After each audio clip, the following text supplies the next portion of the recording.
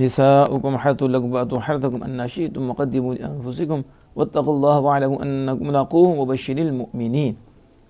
نساؤکم تمہاری عورتیں، حرث کھیتی ہیں، لکم تمہارے لیے، تمہاری عورتیں تمہاری کھیتی ہیں۔ شاعر کہتے ہیں ای محل زرعکم للولدی، وہ تمہاری کھیتی کی جگہ بچے کے حصول کے لیے ہے، بچے کے حصول کے لیے ہے کہ بچے کے حصول کی جگہ وہی ہے۔ فاتوا حرثکم، پھر تم اپنی کھیتیوں کے پاس آؤ، یعنی ای محل لہو، اس کے محل میں آؤ، کھیتی کے محل میں آؤ۔ وَهُوَ الْقُبُلُ، اور وہ قبل ہے، اور وہ اگلا حصہ ہے۔ انا کیفا، یہاں کہہ رہے ہیں انا شئتم، انا بمعنی کیفا ہے، انا یعنی کیسے تم چاہو، کیسے چاہو، یہ نہیں ہے کہ انا بمعنی ظرف ہے کہ جس جگہ تم چاہو، جیسے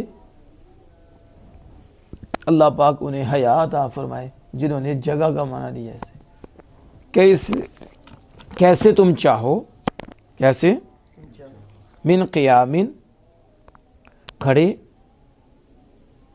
وقعود بیٹھے، واضطجاع چت لیٹے، واقبال آگے اور پیچھے سے، اور جس کیفیت سے تم چاہو، جس طریقے سے تم چاہو۔ وَنَزَلَ رَدًّا لِقَوْلِ الْيَهُودِ، یہ آیت یہودیوں کے اس قول کو رد کرنے کے لیے نازل ہوئی، سبب نزول۔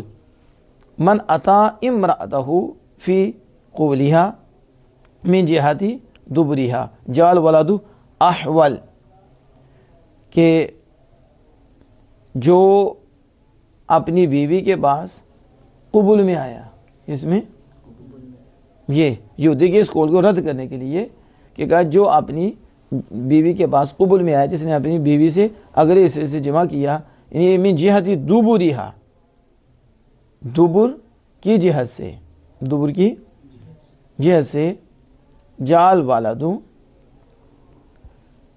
تو بچہ ٹیرا آیا، بچہ کیسا ٹیرا، کہ یہودیوں کے اس قول کو رد کرنے کے لیے کہ جو صحبت کرے اپنی بیوی سے آگے میں، فی قبولہا یعنی من جہت دبرہا، اس کی دبر کی جہت سے، اس کی دبر کی جہت سے، تو آگے میں صحبت کرے تو اس کا بچہ ٹیرا آئے گا، اس کا بچہ ٹیڑھا ہے۔ وقدموا لانفسکم، تم اپنے نفسوں کو آگے بھیجو، اپنے نفسوں کے لیے آگے بھیجو، یعنی مفعول محذوف ہے، وہ کیا ہے؟ العمل الصالح، شارح نے نکالا کہ تم اپنے نفسوں کے لیے عمل صالح آگے بھیجو۔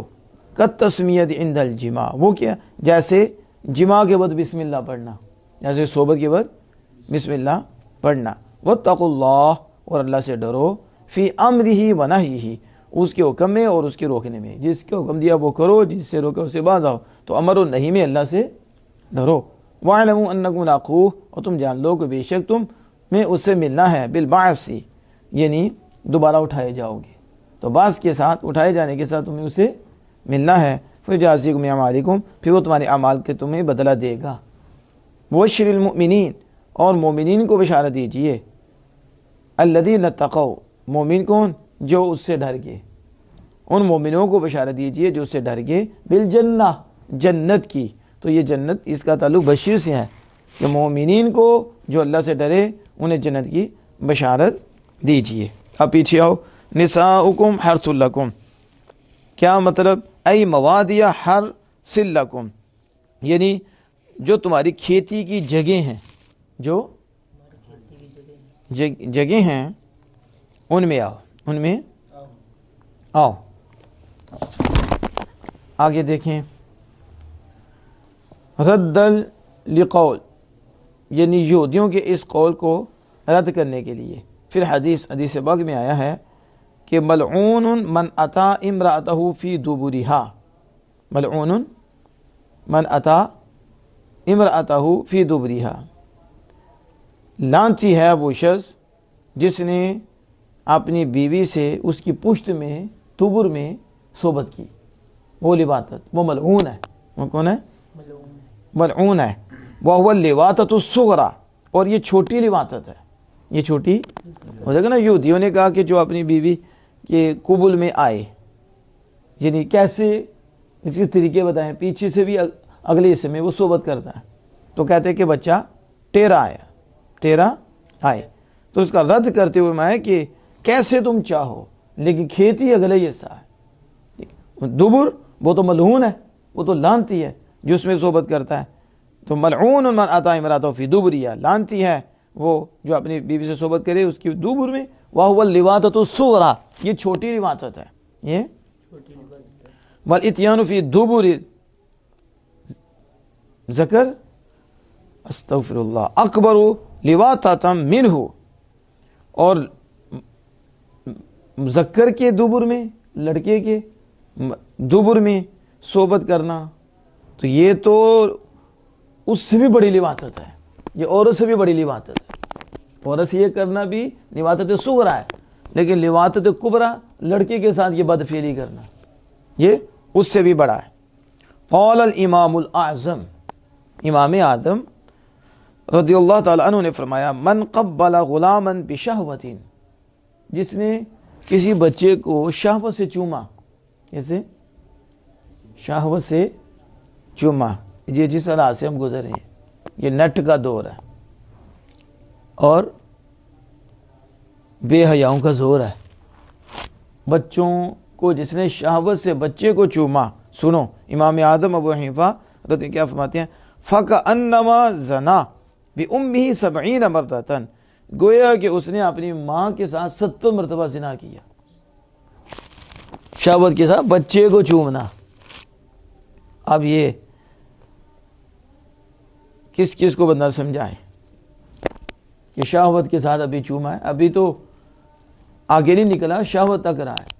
تو امام اعظم ابو حنیفہ رحمہ اللہ گویا کہ اس نے اپنی ماں سے 70 مرتبہ زنا کیا.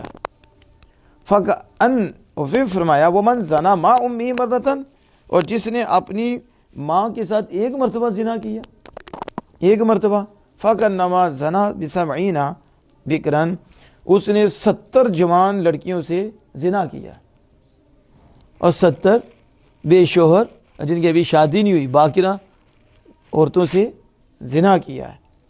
ومن زنا مع البکر مرتن، اور جس نے جوان عورت کے ساتھ 1 مرتبہ زنا کیا بغیر شادی شدہ، فَكَنَّمَا زَنَا 70,000 امرأۃ، تو اس نے 70,000 عورتوں کے ساتھ زنا کیا. نعوذ باللہ من ذالک. اب دیکھیں نا جو حالات بنے ہوئے، کدھر جا رہے ہیں لوگ، اور کتنا سخت یہ جرم ہے. وحکم اللواطۃ، اب لواطت جو اس نے کی، بدفعلی کی، تو اس کا حکم کیا ہے؟ التعزیر والحبس فی السجن، امام صاحب کے نزدیک اسے سزا دینا، حاکم دے سزا، اور اسے قید خانے میں بند کرنا، جیل میں بند کر دینا.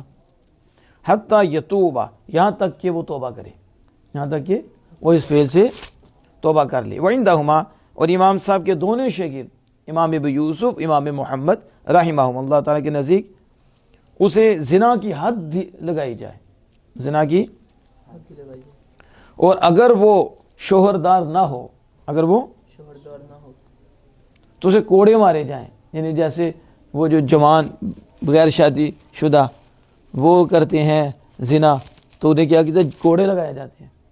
اور جو شادی شدہ اسے پتھر مار مار کے مار دیا جاتا ہے، سنگسار کیا جاتا ہے، رجم کیا جاتا ہے.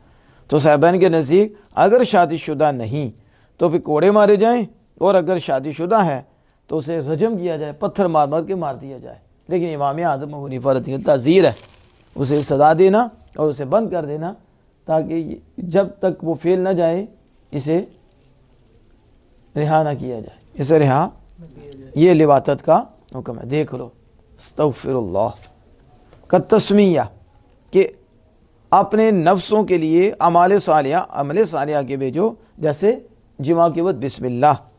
اس کی وضاحت کرتے ہیں کہ ان یقولا، بئیں طور کہ وہ کہے بسم اللہ الرحمن الرحیم، جمع سے پہلے یہ کہے بسم اللہ الرحمن الرحیم. اللہ جنبنا الشیطان وجنب الشیطان ما رزقتنا، اے اللہ تو ہمیں شیطان سے بچا، تو ہمیں اور اس سے بھی شیطان سے بچا جو تو نے ہمیں دینا ہے، جو تو نے ہمیں دینا یا جو تو نے ہمیں دے دیا، تو وہ بچہ اسے بھی شیطان سے بچا۔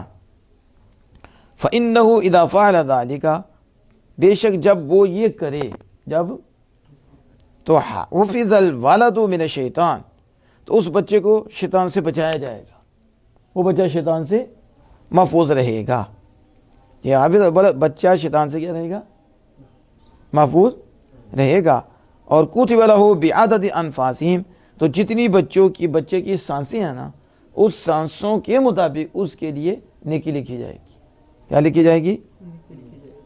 اور پھر اس بچے کی اولاد کے جو سانس ہوں گے، ان سانسوں کی تعداد کے مطابق بھی نیکی لکھی جائے گی۔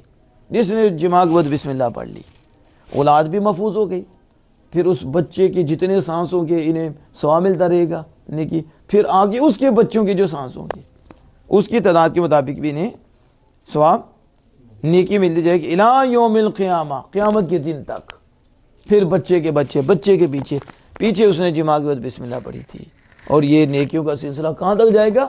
الی یوم القیامہ، قیامت کے دن تک۔